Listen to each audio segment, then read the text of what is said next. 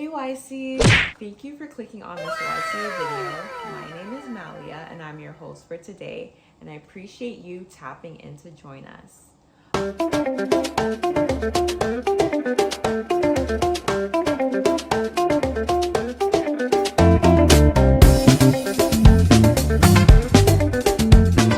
On our YCA Person of the Month segment, we highlight young Cameroonians who are absolutely crushing it in all areas of life: academics, arts, culture, innovation, sports, and so much more. And today I am so excited because we have a very special guest. She is a phenomenal Afro dance artist and choreographer who is also pursuing a career in healthcare. She has her Bachelor's of Science in Global Health and is nearly complete her Master's in Kinesiology, combining her love for the arts and the healthcare field into one inspiring journey. Please help me welcome the incredibly talented Cassandra Toutou. She's just excited. Did I say your name right? Yes, Okay. yes, you did. You did. Okay, perfect. Oh, literally, you inspire me. What? Yes, No. you are literally my favorite dancer. Oh, man, that means so much. It means a lot. You are, and also your journey to becoming a sports medicine physician. Yes. That also really inspires me as well. Yeah. Very excited to chat with you today. Yeah, I'm excited. Thank you for reaching out, and thank you for having me. So how have you been? We're heading into the weekend. How's your week been? Yeah, honestly, the cold is not it. No, it's not it. The weather is not giving. No, yeah. It's been giving very much, dry. So I've been trying to keep my energy up and, my mood, my spirits up. I've been going to the gym more. Okay. So that's been kind of helping. And yeah, I feel good. Things could be worse, but we pray and we thank God that it's not. Yeah. No, I feel the same way. Like, at least it's not snowing today. Exactly. Like, today I was praying, please don't snow, because the thing the most is driving in the snow. There's nothing I hate more than driving in the snow. Sometimes I even forget. I'm like, oh yeah, we're still in Canada. Yeah. The snow never ceases. It never ceases to surprise me. Literally. Honestly. Yeah. No, I'm missing the Cameroonian weather. Right. I'm missing it. But, yeah. We'll have to manage for now. We'll have to manage. Another what? So I was doing some research on you. Mm. We have something in common. Mm. What was your first job? Oh, I worked at Canada's Wonderland. Me too. What? No way. Where? Which department? I was at Cornerstones. Cornerstone. Yeah, the okay. employee restaurant. Okay. Yes. Oh my gosh. Okay, I was at Alport Funnel, Yeah. So I was working at the Dairy Queen and the funnel cake place. Okay. I mean, I feel like it's like a rite of passage. I know, right? Did you like working there? Honestly, the people were cool, but the job itself was my first job, so I was like, okay, I'm finally getting money, but the conditions were not it. No.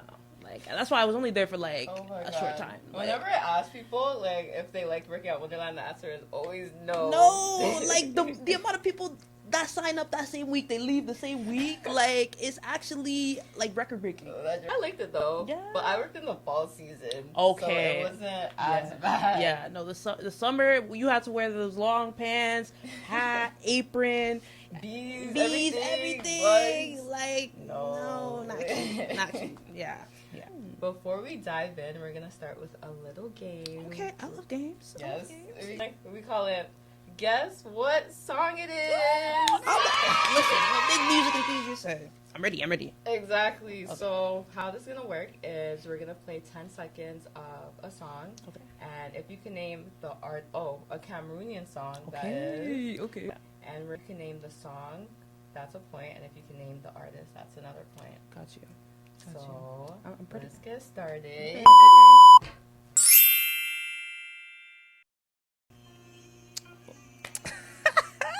Yeah. Do I have a time limit? Okay. So that was definitely Taiki Dodo. Okay. That's what Wow, that was too easy. Yeah, that was my number one artist back in 20. Oh, really? 20. I don't know which Spotify rap, but one of the 2020s for sure. Yeah. Okay, period. This might be another easy one. Okay.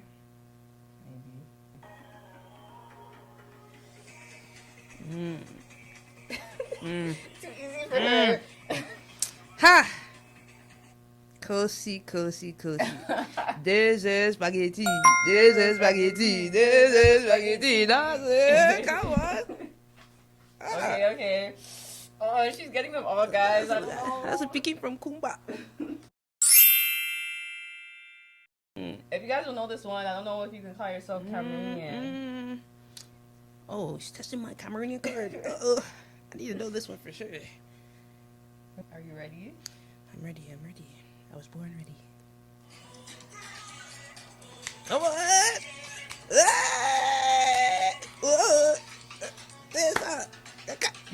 Chupa. Oh, whoa. All right. Okay.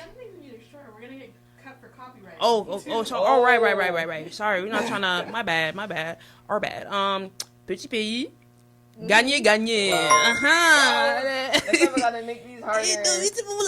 Listen, I'm the Cameroonian. What do you call encyclopedia when it comes to music. Wow. Okay, let's see. Okay, you can pick. Should I start at 6 seconds or 36 seconds? Let's go 36. Let's try a challenge, Yeah, because it's too easy for you, I guess. Okay. Come on, classy. If I give you better, I mean my guys go give me that. Come on, bum. That's it. Bum. Give me that. Come on, that's my gasco. Bamenda. That's Sokoto. Yeah. Yes. Oh my days. I'm saying. Okay, I love this song. This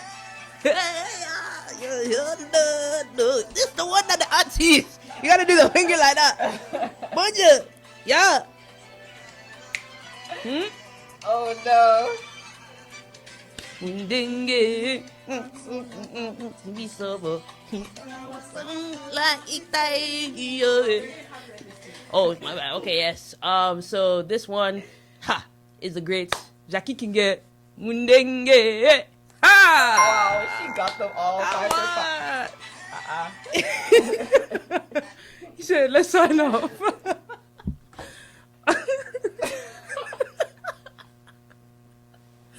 Okay. Okay.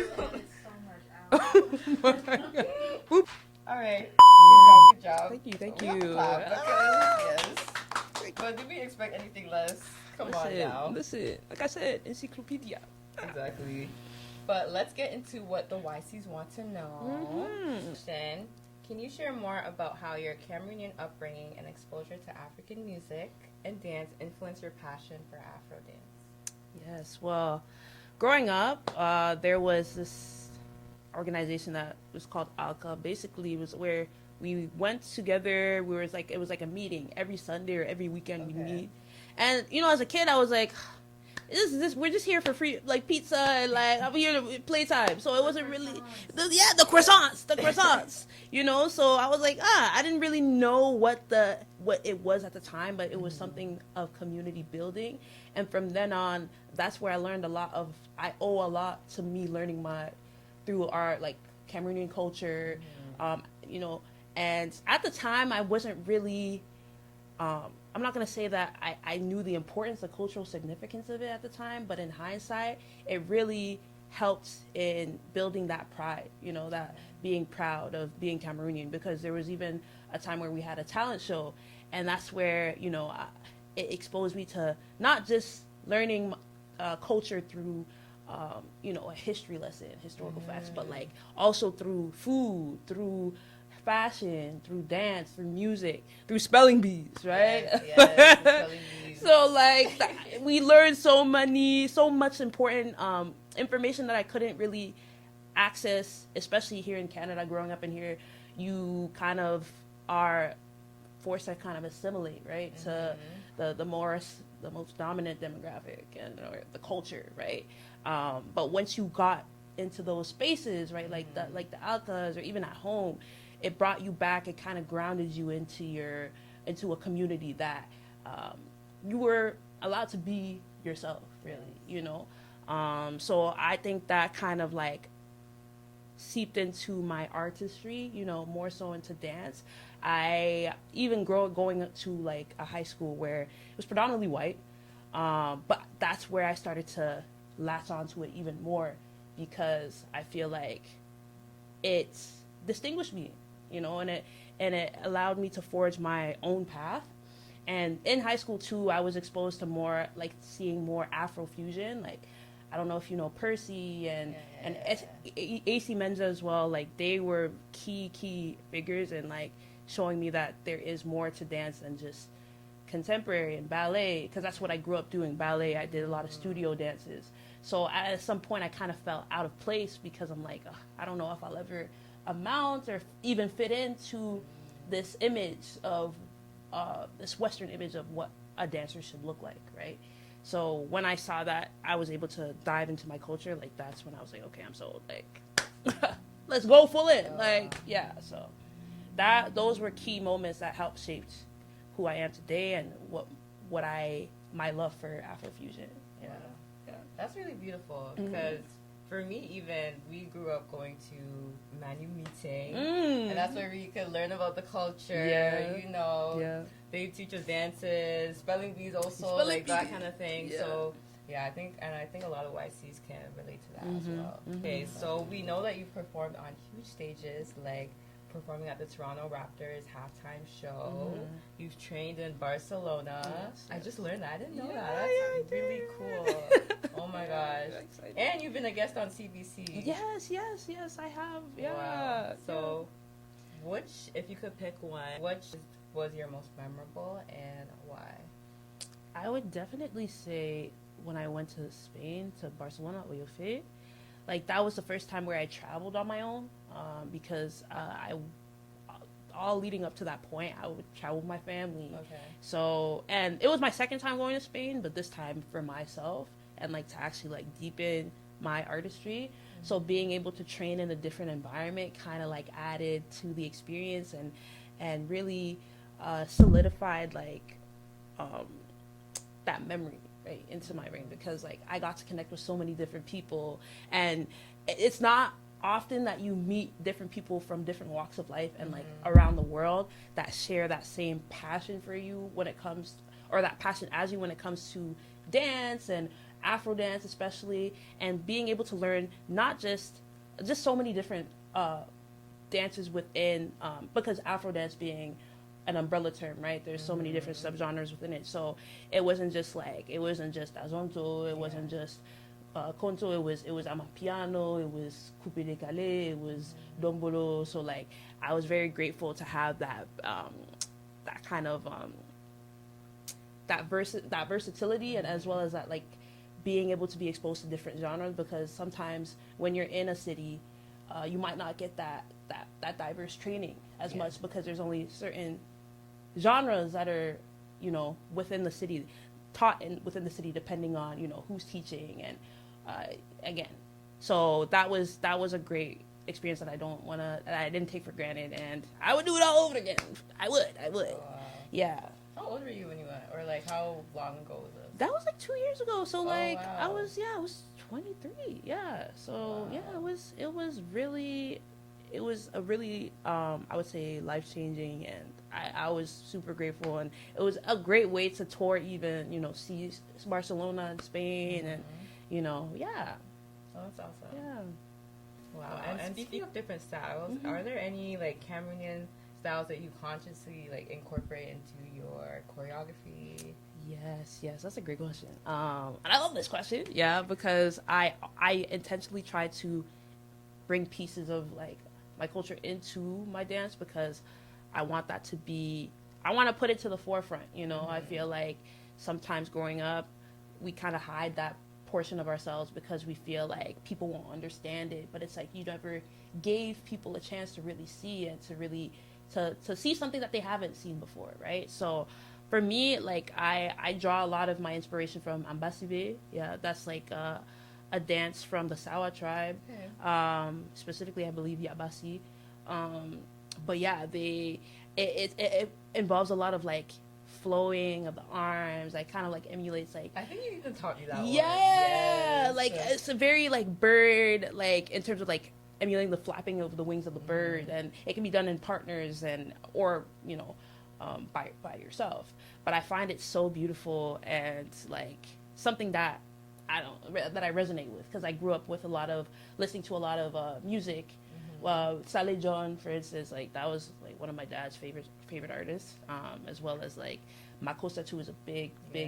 I mean, like that's one of the biggest genres in Cameroon. Exactly. Like, so those are also music influences that kind of like I tend to pick and like choose and like implement into my style of teaching and also my style of moving, because it's just something that I want to use to distinguish myself, but also to put in parts of myself, as well as keeping it authentic, but also keeping it true to who I am and what my upbringing taught me.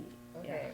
And what challenges have you faced as a dance artist representing Afrofusion styles, and how have you overcome them? I think for me, in the early stages, it was like first like visibility and credibility, like being able, and I think that was just like me being hyper conscious of like my art, because sharing it with people, seeing how people would respond to it, not knowing if people would take to it, or be open to receiving something that they're not used to doing, that's very distant to what they've been exposed to in the past, or that they've been trained to do, because not every Afro style is the same. Everything is different, right? Like, yeah, there are parallels, but it's like starting from scratch every time. And with the styles that I specialize in or that I train in, which is mostly like dombolo, coupe décalé, and sometimes I also dabble into like mbole too. Like a lot of people, since they're more of like the francophone like areas, or like also to like like Cameroon in Côte d'Ivoire or Congo, right? And since we're mostly, people are usually exposed to more Nigeria, Ghana, and South Africa now. That is a trend, right? So with not a trend, but like it's trending on TikTok. You see, it's a very much the hyper visibility of Amapiano has taken different heights. Yes. So that's what people expect to see when they go to an Afro class. But then when I bring in something different, it's like, okay, I haven't seen this before. So there's a bit of that struggle when it comes to it, but I tell people to be patient with themselves, because this is a new style. You're not used to maybe moving your hips in that way, or using hearing these polyrhythmic beats, because coupe décalé can be very fast, can be very accelerated, like it can be a little overwhelming if you're not used to hearing that type of music or moving to that type of music. So it's, for me, when it comes to that, it's really being patient. We both exercising that patience.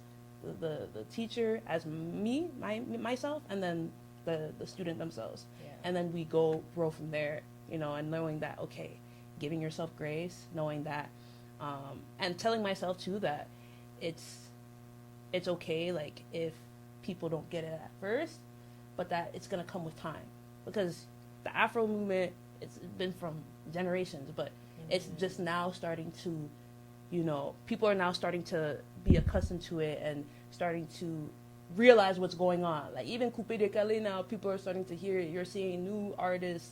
Like there's this one new artist, DJ Sarafina the Great, where she's, she's remixing it with hip hop and coupe décalé. So there's just new waves that are going on, and I'm very excited to see that coming to life. But I just know that it's just a matter of time.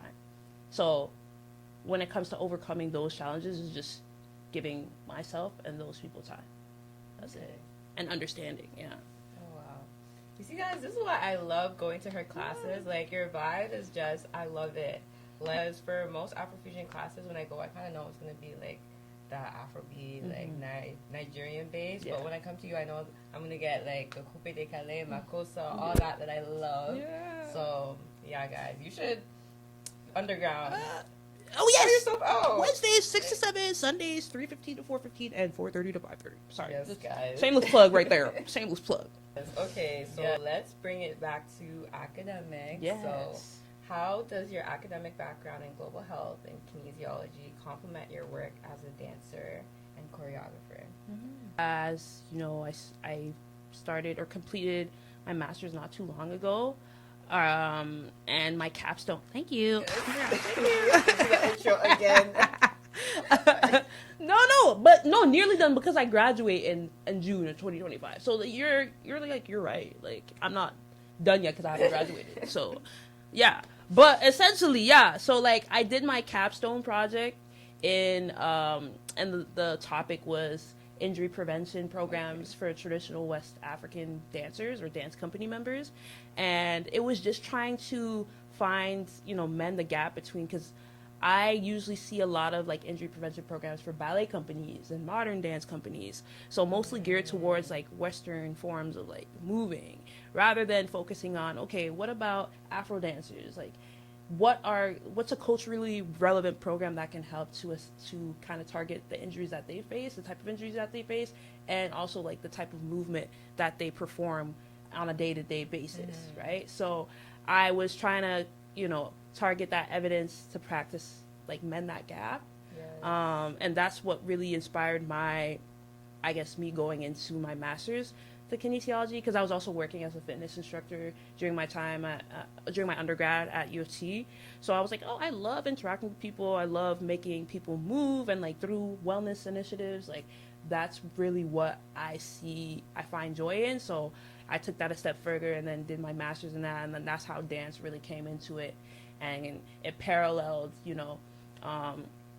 what I was doing. So and then when I had the opportunity to do my capstone project, I was like, okay, yeah, it's a no-brainer. Like I'm gonna use it to like extend my knowledge on dance, but also use my background in kinesiology to help supplement that. So it was really overall like a great experience for me to kind of merge those two worlds together, and not knowing that they don't have to be two separate entities, like they can coexist.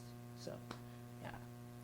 See, guys, that's why we need diversity. Like, I love how you brought a new perspective to it. Yes, I love that so much.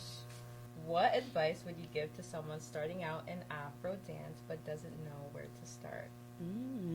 Yeah, I would definitely say try listening to music.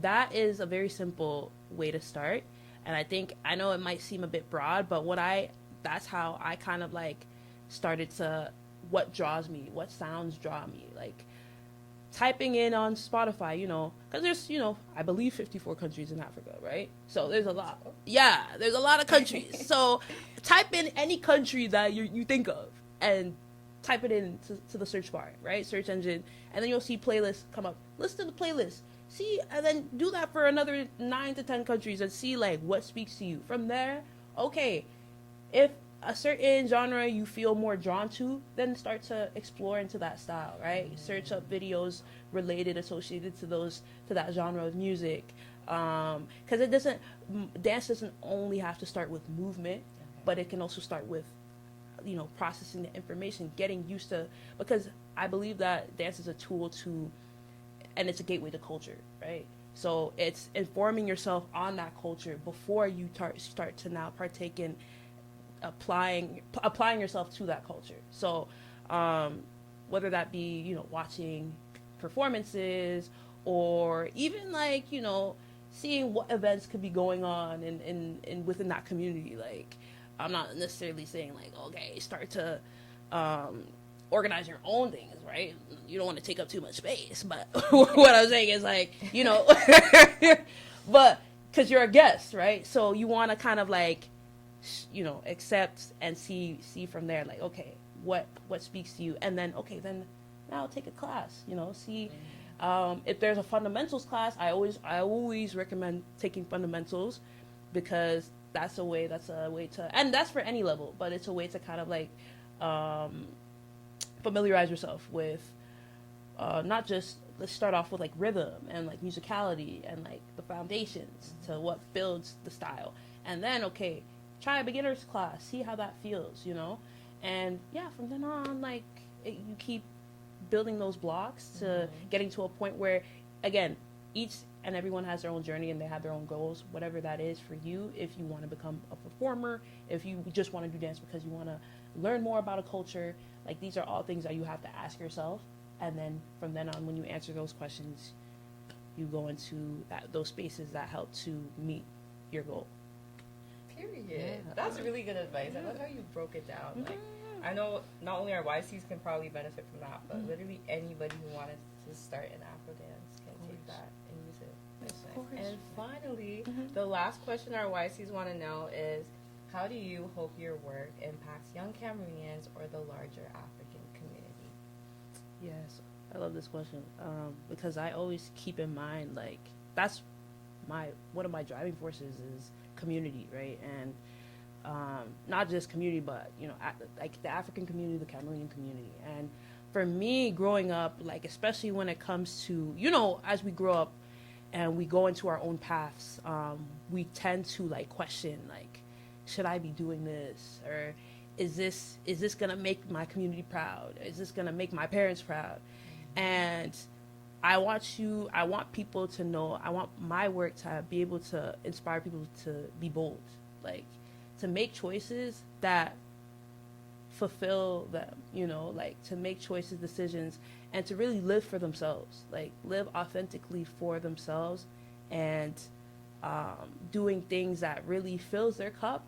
Because if you can fill your cup, then the overflow of what then becomes can then provide to others, right? Can fulfill others. Like I feel like once people see that and notices your light radiating, then it gives them the permission, or it gives them the courage to radiate their own light. So I think that being able to be bold and to live authentically through what they're doing and to unapologetically be themselves, like that's what I really want to aspire by my work, and to have people to dream big and really just go for whatever it is that you want in this life. Like it doesn't even matter what it is, if it's to be a doctor, if it's to be a dancer, if it's to be a singer, if it's to be an engineer, like whatever that is in the arts, in the tech field, in the sports field, just commit to that.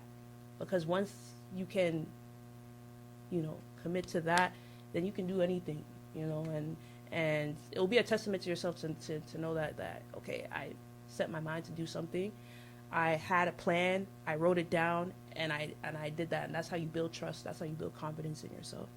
So yeah.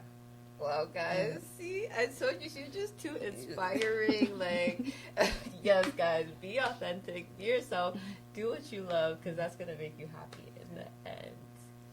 Yes. So, we're going to move on to the next game. Okay. It's called Know Your Roots. Oh, so I hope you know your roots. Okay. Testing the culture. For the culture. Yes, this is a trivia game about Cameroonian geography, culture, history. So I hope you know your facts. This one I might know. This one might trip me up. Okay, is this multiple choice, or is this I have to give out? It's not multiple choice. Okay, yeah, I'm definitely gonna trip up on this one. Sorry, guys. I have faith in you. Okay. Okay, so number 1. What Cameroonian dish is often called the national dish? Okay. 10 seconds on the clock. Okay. See, I love it all this time. Inspiration. Come on. Okay. Ndole. Wow. Yeah. You do that too? I didn't know that before. Yes. Number 2. Okay. What is Cameroon's nickname related to its geographical diversity? You know this. Africa in miniature. Yeah. She's too good. Yes. Okay, period. Okay. I thought okay. What is the name of Cameroon's highest peak? And can you tell me one thing about it? Okay, Mount Cameroon. Yes. It snows Huh? sometimes. Oh. Like it gets cold up there. Like it snows, right? Oh. Yeah. Period. Yes. Okay, next question. Okay. Ready? Yes. Who is the Cameroonian musician famous for the hit song Sol Makossa 1972, which is the most sampled African song in history? That's Toutou, Manidi Bango. Yes. Yeah. Yeah. No, yeah, this is harder for her. No, because I don't. Anyways. All right. What year did Cameroon win its first Africa Cup of Nations title? Ooh, this one got trivia, man. Okay, You got a head start. I want to say it's definitely in the 80s. Yes. 1988. No. Damn. Ah. 1984. Oh, I was thinking that. No, I swear I was thinking that. Like, huh? You have to go with your gut. You have to go with your gut. Oh, man. Okay.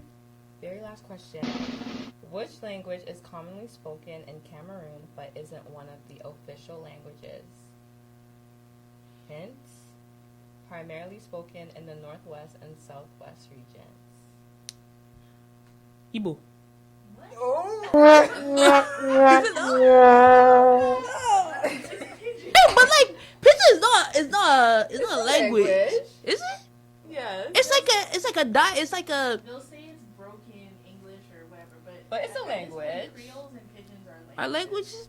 Yeah. Damn, because I was gonna cause okay, listen, No, there's a lot of Nigerians there are. in the southwest, not, No, but yeah, like actually there are. because that's why they put. Yeah, but the average Cameroonian's not speaking Igbo though. Yeah.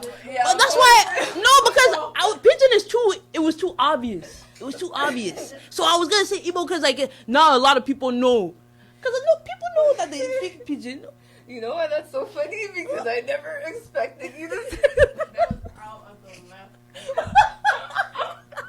No, because okay, give me my man. She said north and southwest. I was like, oh, easy. Oh man, that. no. She's so funny. Sorry, y'all. I mean, I know I speak pidgin though. My mom speaks pidgin. Speaks pidgin. Just go on YouTube. Guys, Igbo. please, my Kumba people, don't Alrighty. hate me, please. You know we were supposed to go to Kumba, but it's too dangerous. So No, we yeah. couldn't go there. It's you gotta go at certain times. Like you can't go during the week because Yeah. they have like what's it called yeah, Ghost Town. on ghost town Mondays. on Monday. Yeah, so you have to Yeah. go on the weekends and then leave by Sunday. Man. Yeah, but yeah. Our family was saying it's okay now, it's okay, everything's died down, but like my mom was like, I'm not taking that risk. Honestly, I hear you because even when I was going there, I was kind of like, huh? But You every- went? Yeah. Hey. Yeah, but like everything was good. Like a lot of people were skeptical too of us going, but it ended up being like fine. You were scared? I was scared. I'm not gonna. I was scared, but like when I was there, I'm like, okay, I don't know what. Like people were, because we passed by Boya and then everything like that. So like, but it was fine. And then, but I think I was more anxious when we were leaving because I'm like, okay, now we need to leave. And like, because it was Sunday. And my parents were taking, I think they went to church. You know how the church is like 3 hours, 5 hours long. I'm like, and they were talking to the pastor, and I'm like, man, we gotta go. Like, so yeah. But yeah, everything turned out to be, we're only there for like Friday to Sunday. Yeah, so 3 days. 3 days and 2 nights. Yeah. Yeah. You know what? Did you collaborate with like a dance group in Cameroon when you went? Yeah. Oh wow. That was back in.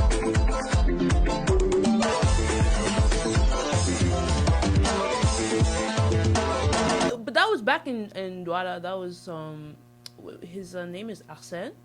Yeah, like I was taking like some of his class. Oh man, the intense Like in Cameroon? in Cameroon. Yeah, Wow. I took his like. How did you find them? Yeah, like it was really good. Like it was intense. I've never had that type of training before because like the heat was so like we're training under 35 degrees, 40 degrees. Outside. It was outside, but like it was under like it was like an outside park like sports complex, but like they had like a house thingy. But it was still outside, basically. But, like, Okay. it was hot, like, Wow. and, literally, it was from, like, 10 to, it was, like, 8 hours of, like, training. 8? Yeah, literally. So I was Wow. like, whoa, like. Was this someone you were following on Instagram beforehand or like? Yes, because I saw their video, when there was, like, a battle in Paris, and he did like this battle, and his like it went like viral. And I'm like, whoa, bro, this man is. I gotta learn from this guy. Like, and I'm like praying that he was in Douala, because you know some people sometimes are in like Yaoundé, like some of the time. So I'm like, okay, hopefully our like schedules align when he's in Cameroon when I'm there. And I reached out to him. I didn't know if he was gonna answer too, because you know like sometimes I'm like, you know some people, but he was really nice. Like, and he was like, yeah, like. Come and you know I'm glad that you want to like immerse yourself into the culture and want to like learn traditional styles. So he was very, very welcoming, and he brought me into like his group, because it was like a group of people, like his collective, and yeah, I was just training, and like yeah man, like for the training, that because I wasn't even in Cameroon for that long, but for the time that I was there, like it was really, really, yeah, it made the trip, like, so yeah. And all because you sent that DM and he answered. I'm saying, shoot your shot, Shoot y'all. your shot, Y'all gotta guys. shoot your shot, because you never know. I'm so happy he was in Douala, because honestly, something I never expected was Yaoundé is so far from everything. Like, literally, the first time we were supposed to go to Yaoundé, but we lost our passports. The first time I went to Cameroon, like back when I was a kid, so we were supposed to go, we lost the passports. So the whole trip, we were just getting our passports back. We're trying to like. What in the world? Yeah, literally, it was yeah. That's actually like in Cameroon you lost it. That's actually. I know, man. Like when they stop you on the road, what yeah, you gonna say? What we gonna say? So I mean, thankfully, like we went to the embassy and they sorted it out. But yeah, that was. Well, you know, I'm not the same kid I was back then. So whoever has my passport, yeah. Wow. Yeah. Oh my gosh. Yeah. But thank you so much for joining us. Thank you for taking the time to come out and have this interview with YCA. Oh my gosh, it's a pleasure. Yes. Honestly, anything for the community. Like, love it. I love what you guys are doing. Like keep on promoting the culture. Keep on, you know, making these initiatives growing, because the community keeps growing. Like, I remember the last event I was at. I'm like, wow. Over 80, what is it, 60, 80 people? Exactly. Like, so no, it's just gonna keep going up from here. Yeah. Exactly. Period. Bye, YC. See you next time. Bye. Don't forget to like, comment, and subscribe to the Young Cameroonians Association YouTube channel. Bye, guys. Until next time.